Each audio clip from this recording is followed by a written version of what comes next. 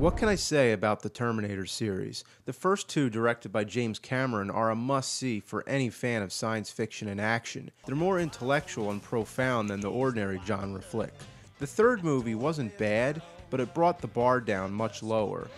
The fourth one isn't out yet at the time I'm doing this review, so for now, let me give you a little retrospective with my own views on the Terminator Trilogy. The first Terminator is a real pleasure to watch when keeping a humble perspective. The only thing it suffers from is being overshadowed by perhaps the greatest movie sequel of all time, but we'll get to that soon. If you don't know the premise, here's a quick rundown. In the future, there's a war against machines. John Connor is the leader of the human resistance, the one who saves the day. So the machines send a Terminator back to the present time on a mission to kill his mother, Sarah Connor. Kyle Reese is sent back to protect her, but he's only human and he has to rely on his own ingenuity. It's man against machine in a battle for the future of the human race. The action scenes are good, but today's moviegoers may find it a little tame. If you're just looking for eye-popping, explosive, slam-bam-in-your-face action, then you're going to have to excuse this one because that's not what it's all about. It's a thinker's movie that shows a very bleak outlook on the future of the human race. Will we destroy ourselves through war? Is technology going at a rate where humankind will be replaced by machines?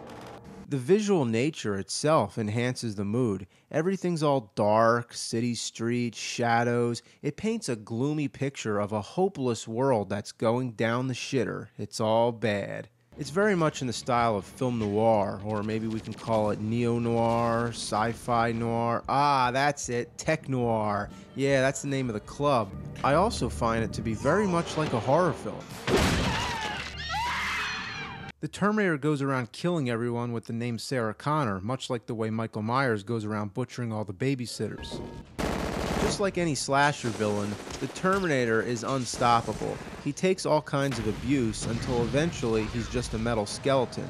Slasher villains always wear something to hide their true face, but the Terminator wears an actual face to cover his artificial identity. Compare this to the final scene of any slasher movie. It's one girl running for her life, and every time you think the killer's dead, he pops back up again. How frightening would it be to see something like that coming after you? The stop-motion effects only make it appear more robotic and terrifying. This movie I highly recommend. Terminator 2: Judgment Day. James Cameron can go to his grave knowing he made two of the best movie sequels of all time, the other being Aliens. The premise goes like this. Another Terminator is sent back in time to kill John Connor when he's a young boy. Yet another Terminator is sent back by Connor himself to protect him. But in a genius move, the roles are reversed. The good Terminator, played by Arnold Schwarzenegger, is identical to the one from the first movie that was trying to kill his mother. The bad Terminator, played by Robert Patrick, is less muscular and weaker looking, very deceiving because he's 10 times more powerful. He's made of liquid metal which regenerates anytime he's damaged. Nothing can stop him. But even worse, he can take on the likeness of anybody he wants. It really stacks the odds up, putting the good Terminator at an extreme disadvantage, and that's what makes it exciting. The computer-generated effects were new at the time, and it blew everybody's mind. Still, to this day, it looks good because it goes along with the character, and you see all kinds of different ways he uses the liquid metal to his advantage. It's a fine example of CG used the right way. The action scenes are spectacular, but the characters come first. And what makes the characters so great is that they all change. Every character starts somewhere and ends somewhere. John Connor, played by Edward Furlong, is a street-smart, wise-ass bastard. The Terminator not only protects him, it befriends him, gives him somebody to talk to, and takes the place of a father he never had. It's involuntary, but it makes him into a good kid in the end. The Terminator starts out as a mindless killing machine, but John tries to civilize it and teaches it some lingo. Chill out, dickwad. Ultimately, the Terminator learns the value of human life. I know now why you cry. Sarah Connor, played by Linda Hamilton, is a nutcase overwhelmed by paranoia. She's obsessed with the future events, hopeless, trying to warn humanity.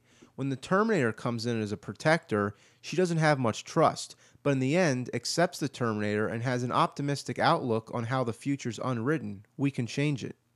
Miles Dyson, played by Joe Morton, is the one who's responsible for the creation of the Terminator. He's portrayed as a gentle family man who's oblivious to what's going to happen. He comes late in the film, but when he does, you can really feel his emotions, overwhelmed by what he's responsible for.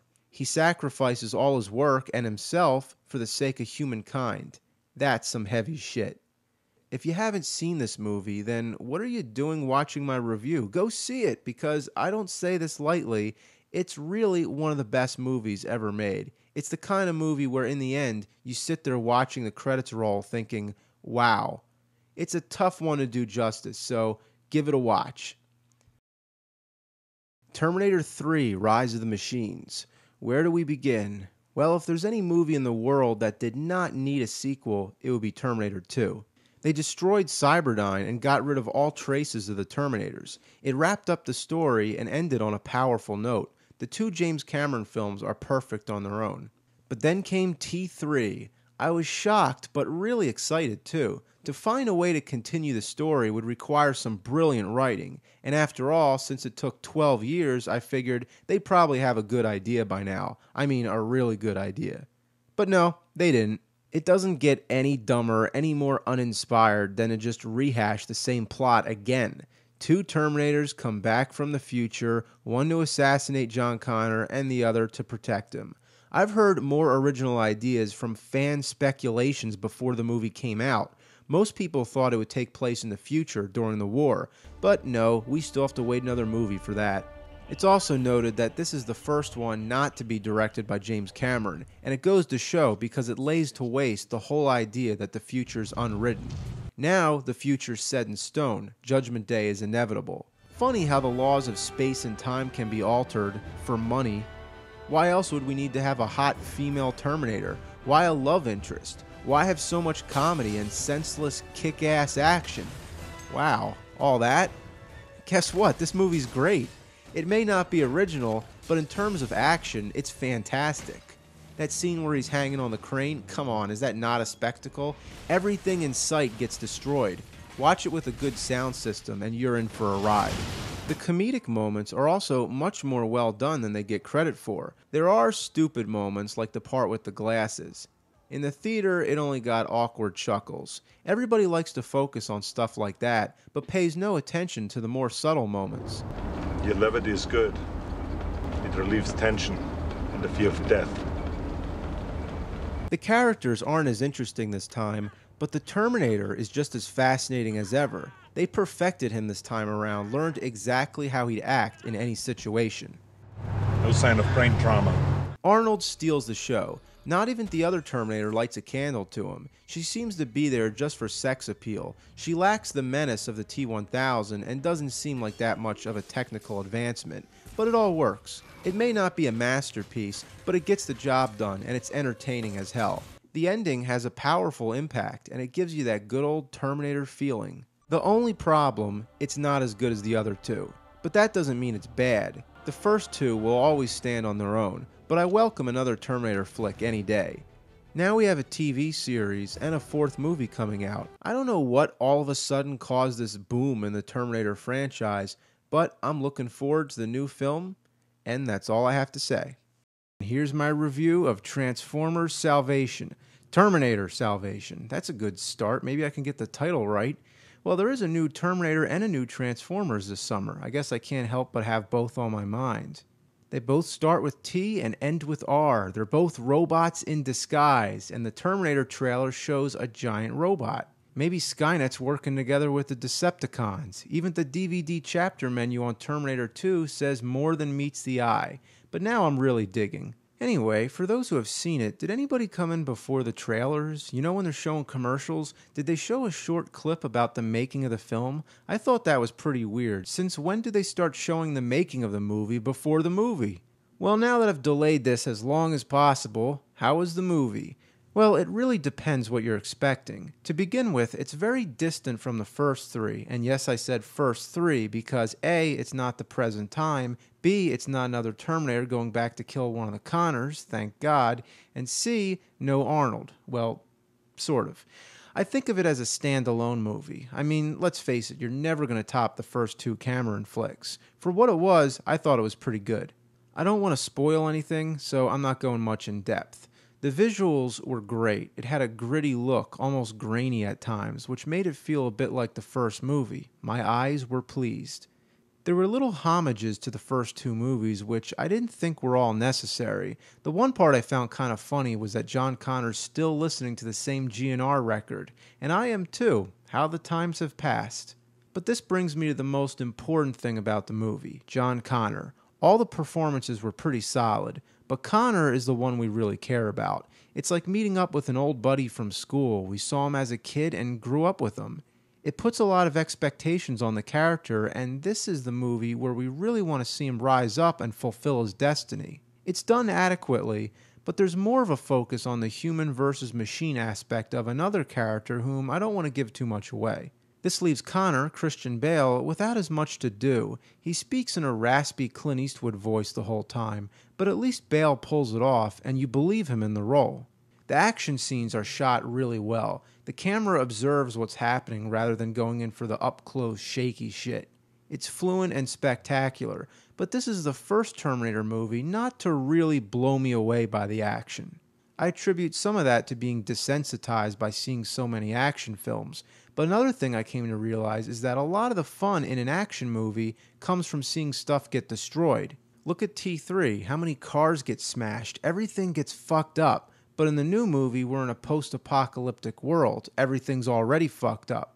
We recognize movies as taking place in the world we live in, but in a hyper-reality where you can get away with things that you couldn't get away with in real life. That's one minor thing that I missed.